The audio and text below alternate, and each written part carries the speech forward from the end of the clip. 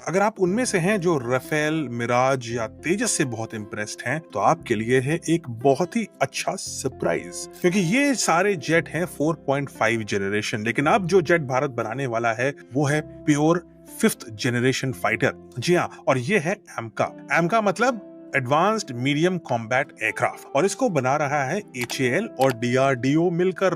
यानी कि ये 100% इंडिजीनियस 5th जनरेशन फाइटर होने वाला है। गजब की टेक्नोलॉजी है। लगभग 11 मीटर चौड़ा ये विमान जब पाकिस्तान या किसी भी दुश्मन के रेडार पे दिखाई देगा तो ये महज एक छोटी सी मक्खी जितना दिखाई देगा। और इस प्लेन के अंदर फिट होगा ब्रह्मोस क्रू मिसाइल, यानी कि हाइपरसोनिक क्रूज मिसाइल को ले जा पाएगा। एम का 1500 किलोमीटर तक यह हाइपरसोनिक मिसाइल कहीं भी हिट कर देगी महज सेकंडों में, क्योंकि उस मिसाइल की वेलोसिटी आपको पता है 10,000 किलोमीटर प्रति घंटा। साथ ही साथ एम का सुपर क्रूज मोड पे चलेगा, यानी इसमें आफ्टर बर्नर्स नहीं होंगे, और इसकी वजह से कोई भी हीट सीकिंग मिसाइल इसको टारगेट नहीं कर सकती। इसके सारे वेपन्स क्लोज्ड बे में होंगे, यानी कोई भी इसका हथियार बाहर लटकता हुआ दिखाई नहीं देगा। इसी वजह से रेडार पे इसका जो इमेज आता है वो एक मक्खी के जितना बड़ा दिखाई देता है। साथ ही साथ आप इसको लॉन्च कर सकते हैं भारत के अपने एयरक्राफ्ट कैरियर से। तो इसका मतलब यह है कि हम उस एयरक्राफ्ट कैरियर से एमका को कहीं भी ले जाएंगे और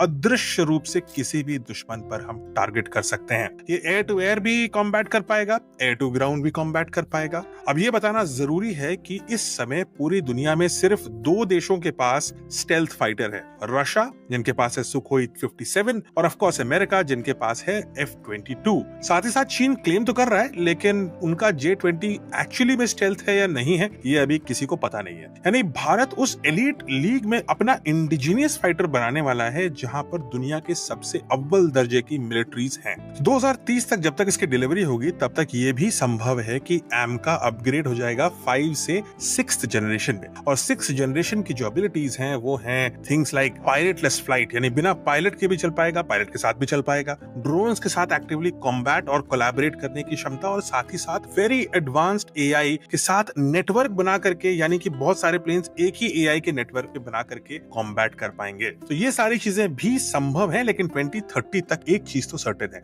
और वो ये है कि भारत के दुश्मन तैयार हो जाएं, क्योंकि इंडिया अपना इंडिजीनियस स्टेल्थ फाइटर लाने वाला है जिसका नाम है एमका। और ये मैसेज उन लोगों के लिए भी है जो बार बार कहते रहते हैं कि इंडिया सिर्फ कोलैबोरेशन में ही वेपन बना पाता है, तो कौन सी बड़ी बात है। ये 100% इंडिजीनियस है, एचएएल और डीआरडीओ मिलकर बनाएंगे।